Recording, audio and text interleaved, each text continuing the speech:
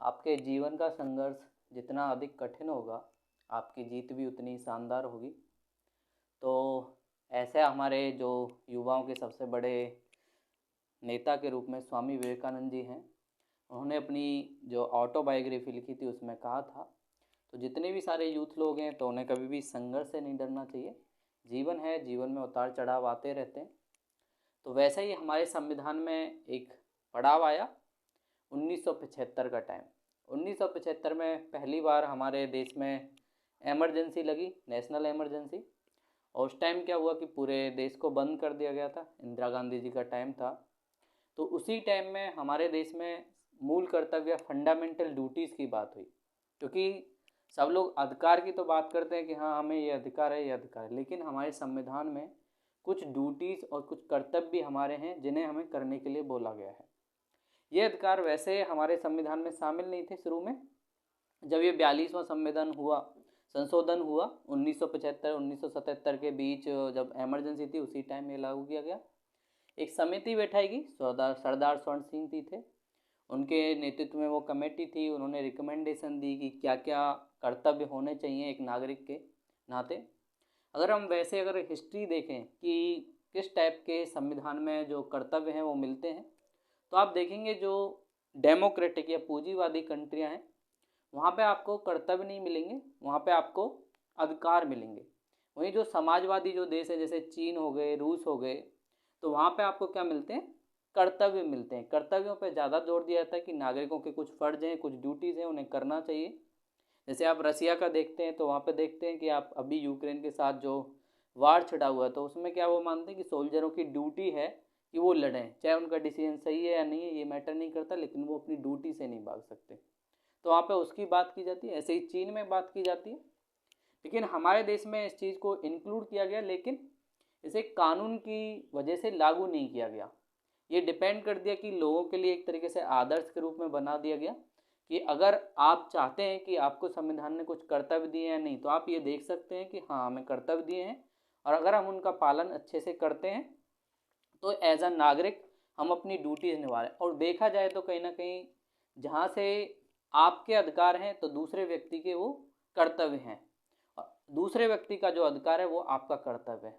क्योंकि आप किसी दूसरे व्यक्ति को, जैसे स्वतंत्रता की आज़ादी है कि वो कहीं भी घूम सकता है, तो इसका मतलब ये नहीं है कि वो दूसरे के घर में आके घूमने लग जाए। तो उसकी ड्यूटी भी बनती है कि वो सीमित रहे और अपने क्षेत्र में घूमे, और घूमने जाए तो ये नहीं कि जो हमारे नेशनल लेवल के जो म्यूज़ियम हैं या कोई भी बिल्डिंग है उसकी क्या खतरा पहुंचाए। जैसे आपने देखा होगा बहुत लोग टूरिस्ट जाते हैं प्रेम प्रेमिका, और वो वहाँ पे पेड़ों पे या जो विरासतें जो हमारी होती है उन पे अपना नाम लिख के आ जाते हैं।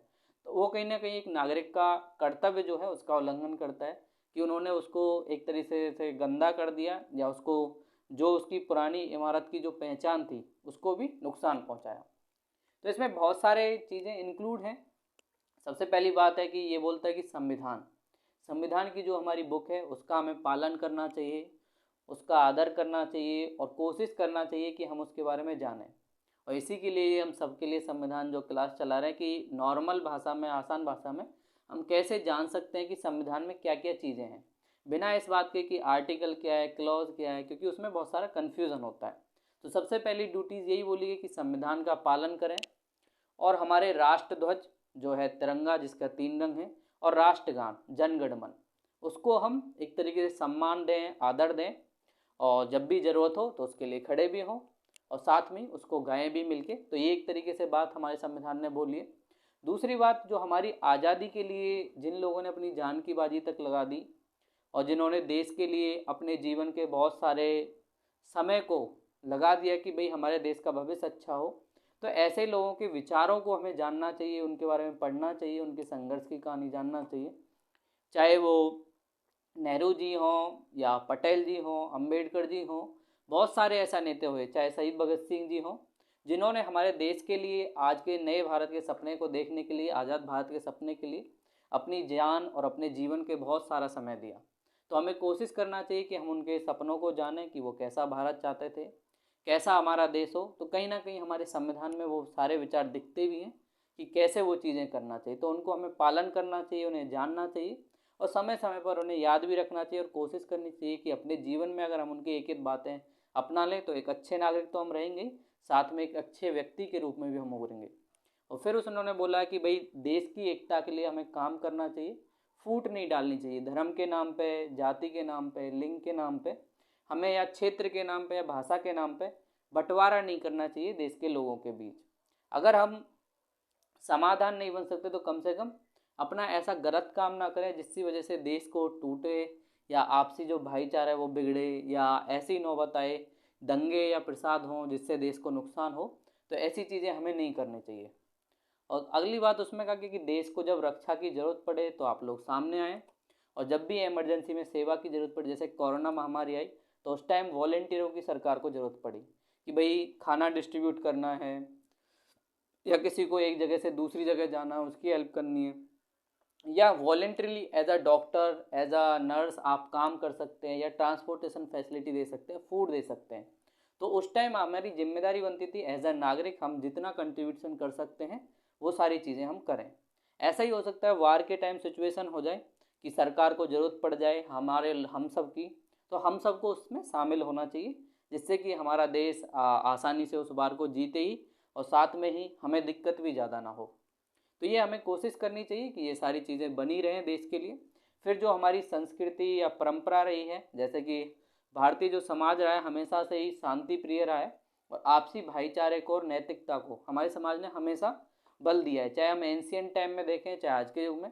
और भारत का ये पहले से ही वो रहा है कि कभी हमने किसी पे हमला नहीं किया, हमेशा हम शांति के साथ रहते हैं, लेकिन जब कोई हमारे ऊपर हमला करता है फिर हम भी उसका जवाब देते हैं।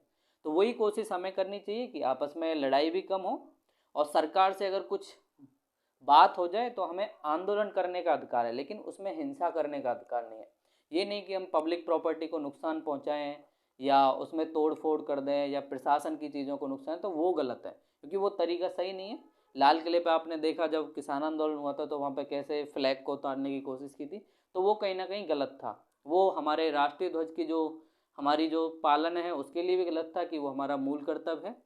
तो साथ में ही वो इसलिए भी गलत था क्योंकि हमारे नागरिक होने के नाते एक कर्तव्य भी बनता है अपने देश के प्रतीक के प्रति। तो वो सारी चीज़ें हमें नहीं करनी चाहिए, और ऐसा अगर कहीं हो रहा है ऐसे पब्लिक प्लेस पे तो हमें उस आंदोलन में खुद ही शामिल नहीं होना चाहिए, क्योंकि वो देश की डिग्निटी और हमारी खुद की सुरक्षा के लिए बहुत बेकार होता है। अगली बात उन्होंने बोली कि हमारे जो पर्यावरण है, आसपास जो हमारा पर्यावरण है उसको हमें स्वच्छ रखना चाहिए और कोशिश करनी चाहिए कि रिसोर्सेज का अच्छे से यूटिलाइजेशन हो। चाहे जैसे आप जल का ही ले लें, हमारे देश का अगर हम देखें तो हमारे देश की जो आबादी है विश्व का 18% है, लेकिन हमारे पास मात्र 4% जल है विश्व का। सोचिए आप 4% जल और 18 आबादी, तो आप सोचिए 18 लोग और 4 अगर बाल्टी पानी है तो कैसे उसका यूज़ करेंगे। तो ऐसे में हमें कोशिश करना चाहिए कि हम वाटर जल जैसे जो इम्पोर्टेंट पार्ट हैं उनका सही से यूज़ करें, हम उसको ऐसे ही वेस्ट ना कर दें। हो सके तो उसका रिसाइकलिंग करने की कोशिश करना चाहिए, जैसे जब बारिश होती है तो उस टाइम उसको स्टोर करने की कोशिश करनी चाहिए, और फालतू में पानी को वेस्ट नहीं करना चाहिए कि ऐसे ही आपने देखा होगा कई जगह की नल खुले होते हैं और वहाँ से पानी ऐसे ही बिखरता रहता है। तो वो कोशिश हमें नहीं करनी चाहिए। तो ऐसे अपने पर्यावरण की सुरक्षा हम कर सकते हैं। अब ऐसे ही जैसे स्वच्छ भारत अभियान है, कहीं ना कहीं वो जन आंदोलन बनाने के लिए वो भी हमारा एक कर्तव्य है कि हम अपने देश को कम से कम स्वच्छ रखें, क्योंकि अगर हमारा देश स्वच्छ रहेगा तो उससे क्या होगा, स्वास्थ्य का जो बर्डन है वो कम आएगा और हमें देखने में भी बहुत अच्छा लगेगा, हमारे यहाँ टूरिज़्म प्रमोट होगा, तो वो भी कहीं ना कहीं हमारे देश के लिए बहुत अच्छा है। और कोशिश करनी चाहिए अगर हम इन्वायरमेंट में पेड़ लगा सकते हैं, अगर हम व्हीकल का यूज़ करते हैं तो कोशिश करें कि व्हीकल का कम से कम यूज़ करें क्योंकि उससे पॉल्यूशन होता है। और आप दिल्ली एनसीआर में देखते हो कि पॉल्यूशन की वजह से कई बार बहुत सारे नुकसान भी हो जाते हैं, बहुत लोगों की डेथ भी हो जाती है। तो हमें कोशिश करना चाहिए कि पर्यावरण को अपने को सुरक्षित रखें।